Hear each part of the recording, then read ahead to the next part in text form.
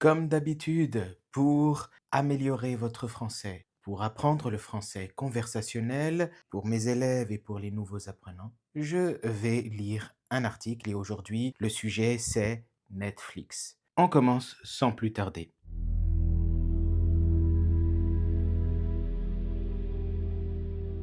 Apprendre le français avec Netflix, c'est le titre de l'article que je vais vous lire aujourd'hui en français. Une manière simple et agréable de progresser. Apprendre le français peut prendre du temps. Certains jours, tout semble assez facile. D'autres jours, on a l'impression d'avancer très lentement. C'est normal. Chaque langue demande de la patience. Et chaque personne a besoin d'une méthode qu'elle peut garder dans le temps. C'est aussi pour cela que Netflix peut être utile. On n'est pas dans un cours classique. On est dans quelque chose de plus vivant, de plus détendu et souvent de plus facile à suivre. On regarde une histoire, on entend des voix et on passe du temps avec la langue d'une façon plus naturelle. Pour beaucoup de personnes, cela rend le français moins lourd et plus proche du quotidien. Cette méthode ne convient pas à tout le monde. Certaines personnes n'aiment vraiment pas les séries doublées. J'en connais une en particulier, j'ai une amie qui ne supporte pas ça. Et c'est tout à fait compréhensible. Mais pour celles et ceux qui les acceptent, Netflix peut offrir une entrée plus confortable dans la langue. Le français peut sembler plus clair, le rythme plus accessible et l'histoire aide à rester engagé du début à la fin. Le but principal n'est pas d'être parfait, et d'ailleurs je conseille à personne de l'être, ça n'existe pas, la perfection, d'accord? Il n'est pas nécessaire de comprendre chaque mot, ni de transformer chaque épisode en exercice. Ce qui compte le plus, c'est d'écouter régulièrement, de rester curieux et de laisser la langue devenir peu à peu plus familière. Alors, on va traiter ici 10 raisons simples qui expliquent pourquoi Netflix peut aider à apprendre le français d'une manière plus légère, plus vivante et plus facile à garder sur la durée. Donc, la première raison, c'est que le français entre dans la vie de tous les jours.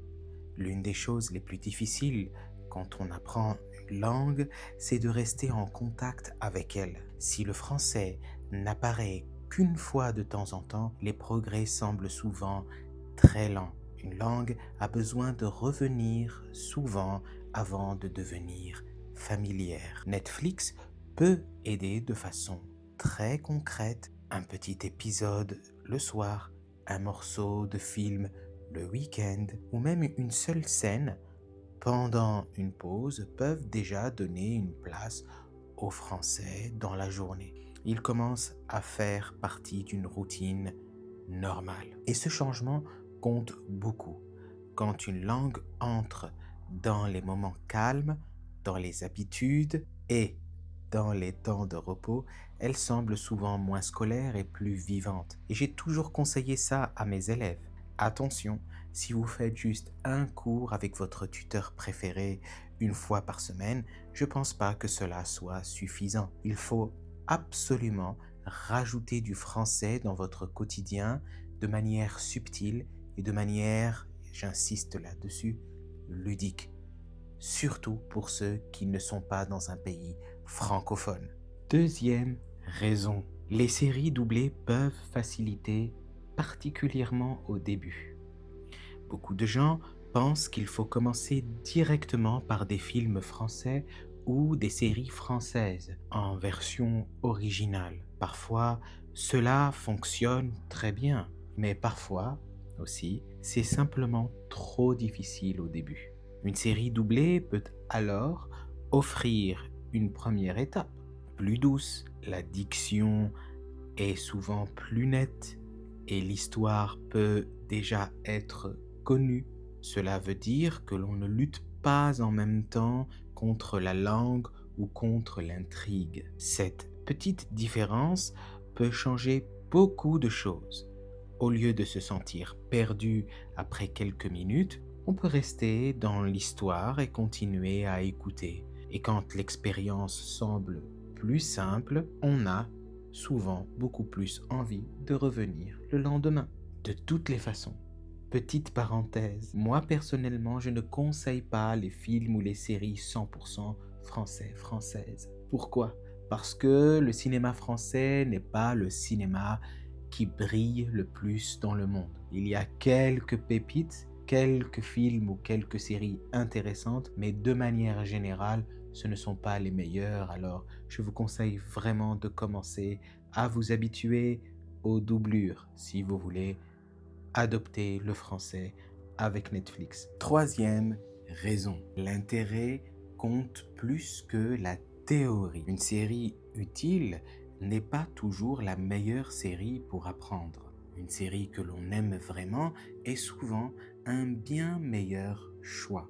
Quand on a envie de savoir ce qui va arriver ensuite, l'attention vient presque toute seule. C'est pour cela que le goût personnel compte autant une comédie, une série policière, une histoire d'amour, un documentaire. Tout cela peut fonctionner. L'essentiel est simple. Il faut que le programme donne envie d'appuyer encore sur lecture. Quand l'intérêt est réel, l'apprentissage devient plus naturel. L'esprit reste plus présent. L'oreille travaille mieux et l'habitude est plus facile à garder. C'est ce que j'ai toujours dit, c'est mon principal argument de vente. Beaucoup de gens me choisissent malgré que je ne propose que le français conversationnel. Pourquoi? Par affection. En fait, il faut comprendre que l'affect est tout aussi important que l'intellect. Tout simplement parce que quand on aime, on veut. Quand on n'aime pas, on ne veut pas. Et ça, vous le savez, je pense que c'est facile à comprendre, comme A plus B égale C. Quatrième raison, les sous-titres doivent aider, pas fatiguer. Au début, beaucoup de personnes ont besoin d'un appui.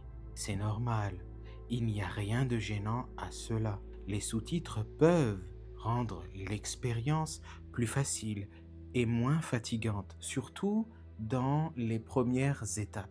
Certaines personnes commencent avec des sous-titres dans leur langue maternelle. Elles passent aux sous-titres en français quand elles se sentent plus à l'aise. Cette transition peut être très utile parce qu'elle relie ce que l'on entend à ce que l'on lit. L'important n'est pas de rendre les choses difficiles trop vite. Une méthode fonctionne mieux quand elle soutient l'attention au lieu de la casser. Si les sous-titres aident à rester dans l'histoire, alors ils jouent bien leur rôle. Par contre, si les sous-titres vous déconcentrent ou vous perturbent, alors ce n'est pas la bonne solution. La cinquième raison, on apprend plus que du vocabulaire. Ça, c'est très important. Moi, j'accorde une importance extrême au vocabulaire. Mais là, Netflix va nous aider à apprendre plus que du vocabulaire. C'est qu'il apporte plus que des mots isolés, du rythme, du ton, des émotions et des réactions du quotidien. On entend comment les gens se saluent, hésitent, se coupent, répondent vite ou montrent leur surprise. C'est important parce qu'une langue n'est pas seulement une liste de mots, c'est aussi une musique, une énergie, une façon de bouger dans la phrase. Une expression entendue dans une vraie scène apprend souvent plus que la même expression écrite seule sur une page. Même quand tout n'est pas compris, quelque chose d'utile se passe déjà. L'oreille commence à repérer des formes. Le cerveau reconnaît certains sons et le français devient peu à peu moins étranger. Si vous appréciez travailler avec ces vidéos, d'écouter les articles et de les lire en français pour améliorer votre français conversationnel justement, abonnez-vous. vous cliquez sur s'abonner, sur la petite cloche et vous recevrez toutes les nouvelles notifications de toutes les nouvelles vidéos que je vais encore faire. Donc, la sixième raison. Revoir une scène peut être utile. Certaines personnes pensent qu'il faut toujours passer à quelque chose de nouveau pour progresser. En réalité, revoir la même scène peut être une très bonne habitude. La première fois, on suit surtout l'histoire. La deuxième fois, on remarque plus de détails. La troisième fois, on entend parfois une phrase ou une expression qui était passée inaperçue.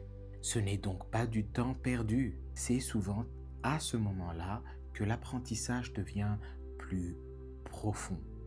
Quand la pression de l'intrigue baisse, l'attention peut enfin se poser davantage sur la langue. La septième raison maintenant. Trop de notes peuvent casser le rythme. Écrire chaque mot inconnu peut sembler sérieux et efficace. Et ça l'est en réalité, puisque c'est ce que je propose moi aussi. Mais là, dans ce cas, ça peut devenir vite lourd. On arrête l'épisode sans cesse, on coupe le rythme et le plaisir commence à disparaître.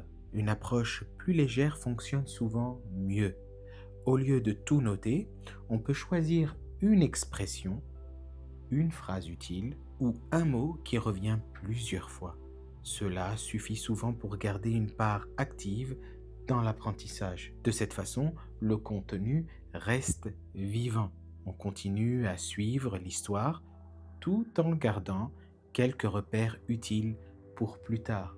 C'est évident parce que en faisant cela, vous êtes en train de couper la concentration et l'intérêt que vous aviez à regarder cette émission, ou cette série ou ce documentaire sur Netflix. Par exemple, vous devez couper, faites-le de manière intelligente, de manière subtile, de savoir à quel moment il faut le faire. Comme moi maintenant, pour vous parler du fait qu'il est possible de me faire un don pour améliorer donc le montage vidéo, le matériel. C'est possible de me faire un don. Il y en a déjà beaucoup qui ont commencé et ça se passe sur Tipeee.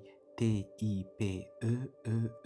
Et en fait, c'est une plateforme sécurisée pour faire des dons aux créateurs de contenu comme moi.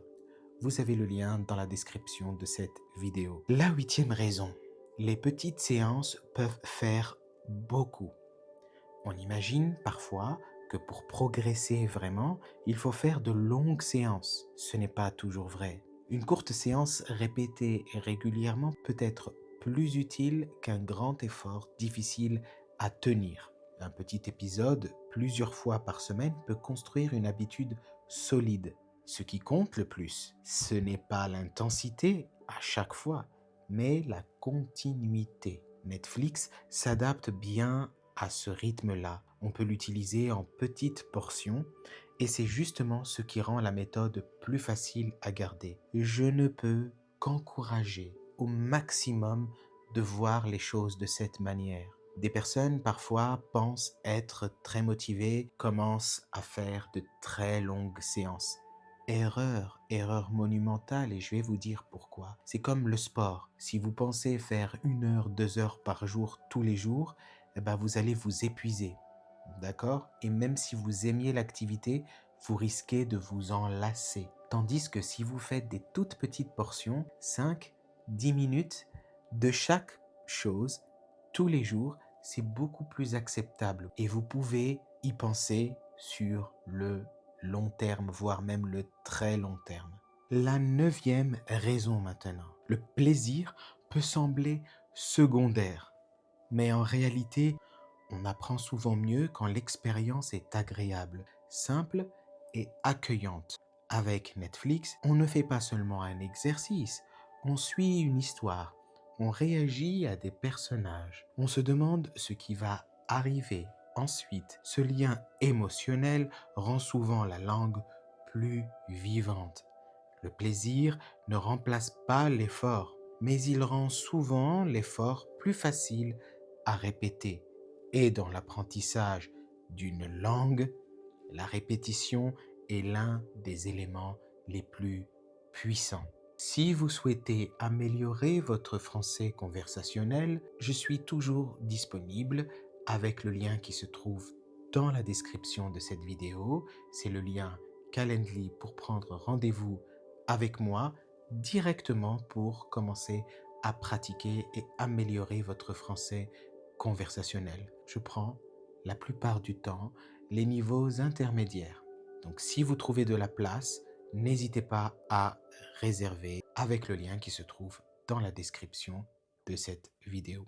Pour finir, la 10e raison, c'est que Netflix aide beaucoup sans tout faire à lui seul. Netflix peut être très utile, mais il ne fait pas vraiment tout. Pour progresser vraiment, vous le savez, il reste bon de parler, de lire, d'écrire et de revoir certains points de grammaire quand c'est nécessaire. Ce que Netflix apporte, en revanche, est précieux. Plus d'écoute, plus de contact avec de vraies phrases et une manière plus douce de rester proche du français. J'aurais proposé Netflix comme j'aurais pu proposer YouTube. C'est exactement ce qu'on fait aujourd'hui. Mais Netflix, c'est toute une histoire, c'est captivant. Ça procure certainement plus de dopamine qu'une vidéo YouTube. Mais quand même, c'est un peu similaire. Il vaut donc mieux voir Netflix comme un bon compagnon de route plutôt que comme une méthode complète à lui seul. Il soutient les progrès et parfois ce soutien change tout. Pourquoi cette méthode plaît à beaucoup de monde? Surtout parce qu'elle enlève une partie de la pression. Il n'y a pas de page blanche, pas de test à la fin et pas d'obligation de performance immédiate. On entre dans une histoire et la langue arrive avec elle. C'est aussi une méthode souple. Certains préfèrent le doublage, d'autres veulent du contenu français original. Certaines personnes gardent les sous-titres longtemps tandis que d'autres les enlèvent petit à petit. Cette liberté permet à chacun d'adapter la méthode à sa réalité. Et cette souplesse compte beaucoup. Une méthode devient plus forte quand elle peut s'adapter à la vraie vie des gens. Moi, de mon côté, je vous souhaite une agréable journée, une agréable soirée, selon l'heure à laquelle vous êtes en train de visionner cette vidéo. Et je vous dis à bientôt et surtout à bientôt à mes élèves. Salut!